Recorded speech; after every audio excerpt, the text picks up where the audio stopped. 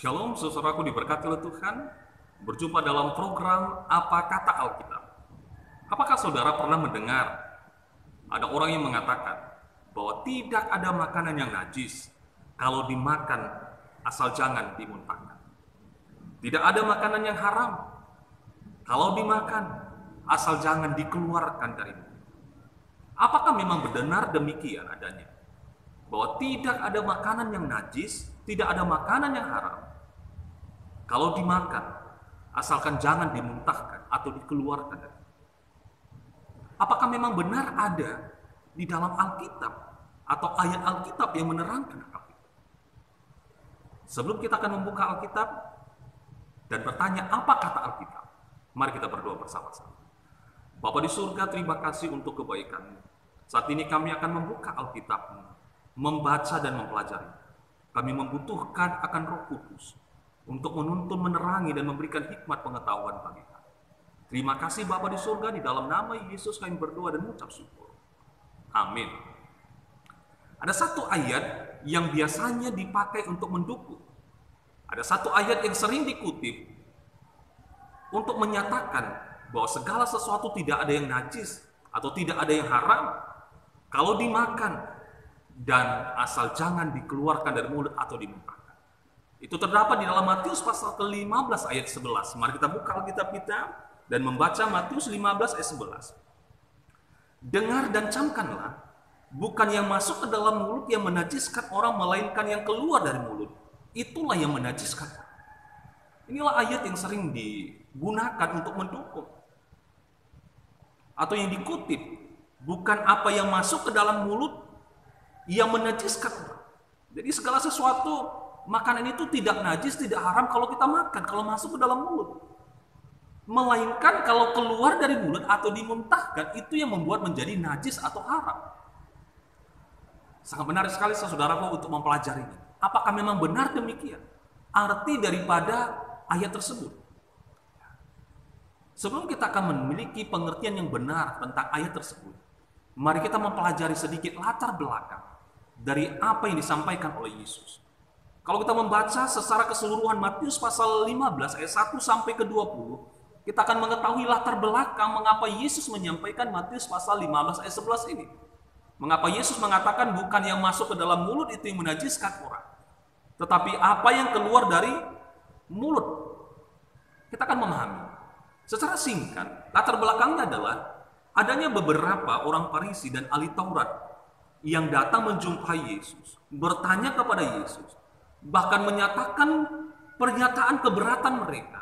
Oleh karena mereka melihat ada murid-murid Yesus yang makan tanpa membasuh tangan. Kalau kita baca di dalam Markus pasal yang ke-7 ayat 1 sampai 15, berbicara tentang hal yang sama. Di sana dicatatkan bahwa murid-murid itu makan tanpa mencuci tangan.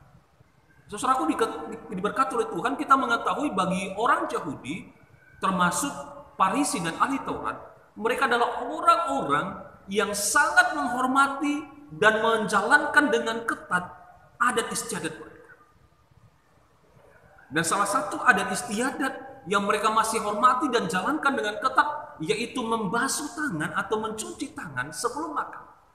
Mereka tidak akan mau makan kalau tanpa mencuci tangan terlebih dahulu.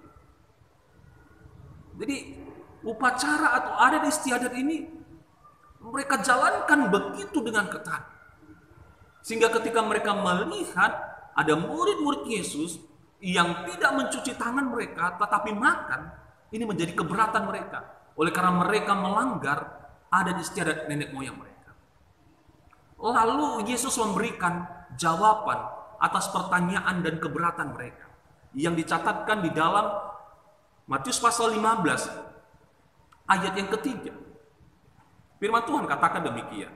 Tetapi jawab Yesus kepada mereka, mengapa kamu pun melanggar perintah Allah demi adat istiadat nenek moyangmu? Saudaraku diberkati oleh Tuhan, ini menarik. Orang Yahudi, termasuk di dalamnya orang Farisi dan ahli Taurat, sangat menghormati dan menjalankan dengan ketat setiap adat istiadat nenek moyang mereka. Tetapi Yesus melihat dan mengetahui Ternyata bahwa beberapa orang Farisi dan ahli Taurat yang datang kepada Yesus ini, mereka mau melanggar perintah Allah hanya demi menjalankan adat istiadat mereka. Yesus tahu itu. Saudaraku diberkati oleh Tuhan. Bahkan Yesus lebih lanjut memberikan jawab tentang pertanyaan dan keberatan itu. Hingga akhirnya Yesus menekankan kepada orang banyak yang mendengarkan dia dan mengucapkan apa yang dicatat di dalam Matius pasal 15 ayat 11.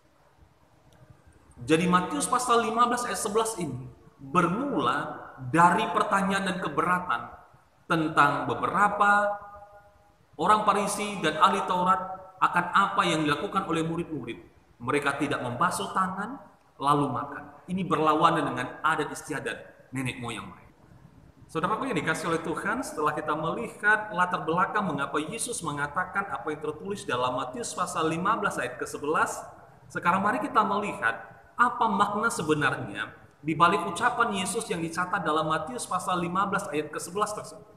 Karena murid-murid sendiri yang mendengarkan apa yang Yesus ucapkan itu, sebenarnya mereka juga tidak mengerti. Itulah sebabnya Petrus memohon kepada Yesus agar Yesus memberikan penjelasan terhadap apa yang ia sampaikan itu, yang dicatat di dalam Matius pasal 15 ayat yang ke-15. Mari kita baca.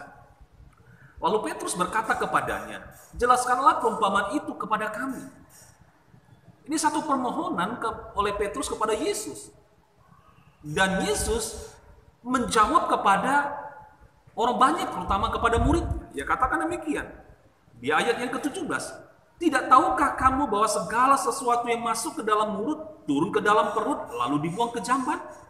Ayat ke-18, tetapi apa yang keluar dari mulut berasal dari hati dan itulah yang menajiskan orang.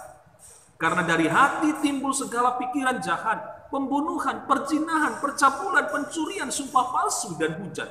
Ayat ke-20, itulah yang menajiskan orang. Tetapi makan dengan tangan yang tidak dibasuh tidak menajiskan orang.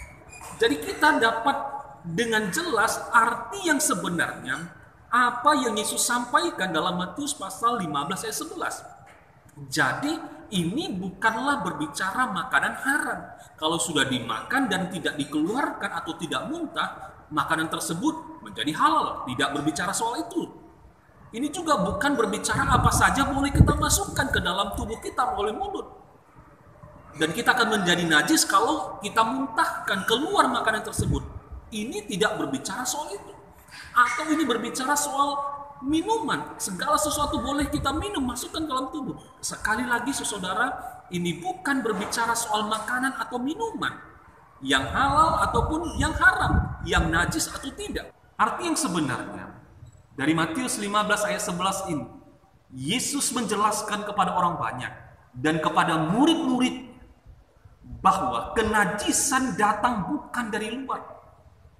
Kenajisan itu datang bukan karena tidak cuci tangan, lalu makan. Bukan itu yang menyebabkan seseorang itu menjadi najis. Saudaraku ini berkata oleh Tuhan, apa yang dapat menyebabkan seorang menjadi najis? Yaitu adalah perbuatan yang jahat, perkataan yang jahat, pikiran yang jahat, dan pelanggaran hukum Allah. Bukan karena kelalaian terhadap cara-cara lahiriah atau adat istiadat yang dibuat oleh manusia yang menjadikan manusia itu najis. Inilah Yesus ingin luruskan pandangan dan paham daripada beberapa orang Farisi dan ahli Taurat pada saat itu. Yang berlaku juga kepada masyarakat Jawa. Mereka sangat ketat menjalankan secara lahiriah adat istiadat nenek moyang mereka. Tetapi yang paling penting, hukum Allah mereka abaikan. Saudaraku diberkati oleh Tuhan, biarlah penjelasan yang sederhana dan singkat ini akan memberi pemahaman kepada kita. Berkat Tuhan tercurah bagi kita masing-masing. Mari kita berdoa. Bapa di surga, terima kasih untuk waktu yang indah Tuhan berikan kami dapat membaca dan mempelajari firman. Kami membutuhkan Roh Kudus Tuhan agar dapat melakukan firman ini, memiliki hati dan pikiran yang bersih seperti yang Tuhan kehendaki, sehingga ucapan kami menjadi berkat. Terima kasih Bapa di surga, di dalam nama Yesus kami berdoa dan mengucap syukur. Amin. Tetaplah mengikuti program kami, Apa Kata Alkitab. Tuhan Yesus memberkati kita sekalian.